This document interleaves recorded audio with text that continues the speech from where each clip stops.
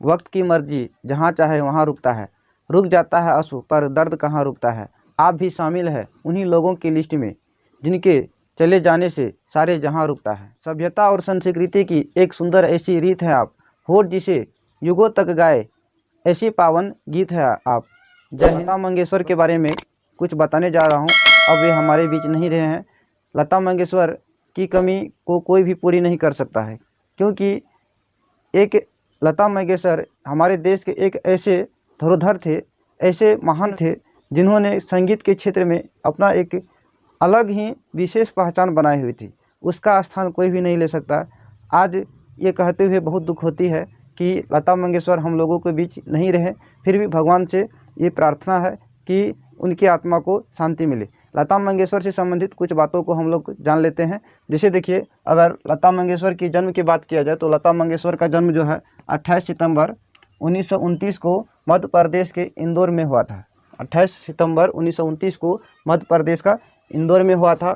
इसका जो मृत्यु है 6 फरवरी 2022 को महाराष्ट्र के मुंबई में हुआ। 6 फरवरी 2022 को मुंबई में हुआ, जिस समय में कि उसका उम्र 92 वर्ष का हो चुका था। जहाँ मरा था जो हॉस्पिटल में, उस हॉस्पिटल का नाम ब्रीच कैंडी हॉस्पिटल मुंबई था। ये हॉस्पिटल का नाम क्या है अभी भी? Breach candy hospital Mumbai. अब देखिए, यदि हम लता मंगेशकर की पिताजी का बात करें तो इसका पिताजी का नाम दीनानाथ मंगेशकर है, जो कि कास्ट में ब्राह्मण थे। ये ब्राह्मण कैटेगरी से बिलोंग करते थे और ये शास्त्रीय गायक थे। इसका जो स्वर कोकिला लता मंगेशकर की पिताजी है, वे शास्त्रीय गायक थे। स्वर कोकिला मंगेशकर ने संगीत के क्षेत्र में अपनी कला को इस तरह से प्रस्तुत किया, लोगों के दिलों में इस तरह से जगह बना लिया कि लोग जो है उसे स्वर कोकिला के नाम से जानते हैं। उसे लता मंगेशकर को स्वर कोकिला के नाम से जाना जाता है। हमारे देश के सभी लोग उसे लता दीदी कह करके पुकारा करते हैं। लता दीदी को लता मंगेशकर को लता दीदी कह के भी पुकारा करते हैं। इसका पिताजी दीनानाथ मंगेशकर था, ब्राह्मण था और ये शास्त्रीय गायक थे। ये बच्चों को संगीत का शिक्षा दिया करते थे। अपने घर पे ही कुछ बच्चों को संगीत का शिक्षा दिया करते थे, गाने के लिए सिखाया करते थे। अब यदि लता मंगेशकर की माँ की बात करें तो इसके माँ का नाम सेवंती मंगेशकर था। इसका माँ का नाम सेवंती मंगेशकर था। अब ये अपने भाई बहन में कुल 5 भाई बहन थे, जिसमें कि 4 बहनें और 1 भाई था। चारों बहन का नाम देख लेते हैं। इन सभी में से बड़ी लता मंगेशकर थी। सभी भाई बहन में से सबसे बड़ी लता मंगेशकर थी। इन्हीं बड़ी भाई बहन में सबसे बड़ी रहने के कारण परिवार की जिम्मेवारी इस पर इतनी आ गई थी, ये परिवार को इतना ज़्यादा रिस्पॉन्स देने लगे कि इन्होंने अपना लाइफ में कभी शादी के विषय में यदि सोचा भी, कभी विचारा भी, तो शादी का फैसला कभी भी नहीं लिया। अर्थात ये संपूर्ण जीवन कुंवारा ही रहे, शादी किसी से भी नहीं किया। 4 बहनें थी, जिसमें कि एक का नाम है मीना खाड़ीकर, दूसरा है आशा भोसले, इसका भी संगीत के क्षेत्र में बहुत ही अधिक योगदान है। दूसरा है उषा मंगेशकर, फर्स्ट में है मीना खाड़ीकर, दूसरा आशा भोसले, तीसरा उषा मंगेशकर, चौथा है लता मंगेशकर। एक भाई है, भाई का नाम है हृदयनाथ मंगेशकर। लता मंगेशकर का भाई का नाम क्या है? हृदयनाथ मंगेशकर। देखिए, लता मंगेशकर का जब जन्म हुआ तो इनका पिताजी भले ही ये शास्त्रीय गायक थे, बच्चों को संगीत का शिक्षा दिया करते थे, लेकिन इन्होंने कभी लता मंगेशकर के विषय में नहीं सोचा था कि मेरी बेटी भी गा सकती है। एक दिन क्या हुआ कि इसका घर में जब इसके पिताजी दीनानाथ मंगेशकर जब अपने रूम में थे तो कुछ बच्चे जब संगीत सीखने के लिए आए थे वहाँ, तो कुछ बच्चे बेसुरी तर्क में गा रहे थे। तो लता मंगेशकर ने उसको जब बताया कि ये गीत ऐसे नहीं बल्कि वैसे गाया जाता है, तो इसका पिताजी जो है दीनानाथ मंगेशकर रूम से इनका जो बच्चों के बताने का तरीका को देखा, इसको ऐसा लगा कि नहीं, जब मेरी बेटी देखते देखते इतना संगीत को उसको ज्ञान है कि दूसरे को इस तरह से बता सकती है, तो इसको हमें संगीत को सिखाना चाहिए, संगीत इसे बताना चाहिए। तब से इसका जो पिताजी है इसको संगीत सिखाने लगे। लेकिन इसका पिताजी कभी भी नहीं चाहते थे कि लता मंगेशकर जो है फिल्मी इंडस्ट्री में आए और फिल्मों के गाने के लिए गाए। देखिए, जब ये छोटी ही थी तो उस समय में ही इसका पिताजी का देहांत हो गया।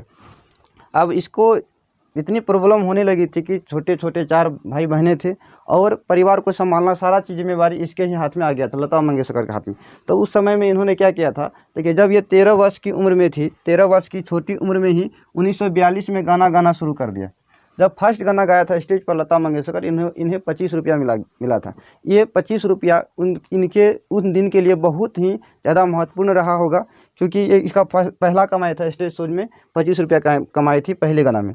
जब इसका पहला सॉन्ग आया था कीर्ति हसाल, कीर्ति हसाल, ये देखिए ये मराठी भाषा में लिया गया है कीर्ति हसाल। इसका मतलब होता है कितना सहोगे, गाना का नाम है कितना सहोगे। ये गाना तो फिल्मों के लिए गाया था, नहीं चाहती थी गाने के लिए, लेकिन फिर भी अब फैमिली में कुछ कंडीशन गड़बड़ हो गया था, पारिवारिक स्थिति थोड़ा अच्छी नहीं चल रही थी। और कुछ एक गुलाम हैदर, इसके बारे में भी हम चर्चा करेंगे। गुलाम हैदर का इसका लाइफ में बहुत ज़्यादा योगदान रहा है। गुलाम हैदर इसके लिए बहुत प्रयत्न किए, तभी जाकर ये संगीत के क्षेत्र में आ पाया। पहला गाना गया था कीर्ति हसाल, मतलब कितना सहोगे, जो कि रिलीज नहीं हो पाया।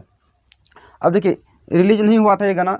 ये जो है गुलाम हैदर लता मंगेशकर को संगीत के क्षेत्र में लाने, ये भी एक गायक थे, गुलाम हैदर भी गायक थे। लता मंगेशकर को संगीत के क्षेत्र में लाने के लिए इसका बहुत ही ज़्यादा प्रयास रहा। इसका गुलाम हैदर का, जब ये मुंबई स्टूडियो लेके गए थे लता मंगेशकर को, तो मुंबई के स्टूडियो में इन्हें कहा गया कि नहीं, लता मंगेशकर का आवाज़ बहुत पतली है, बहुत ही ज़्यादा पतला गाती है, जिस कारण से कि ये संगीत के क्षेत्र के लिए चयन नहीं किया, इसका आवाज़ को चॉइस नहीं किया जा सकता है, नहीं चुना जा सकता है।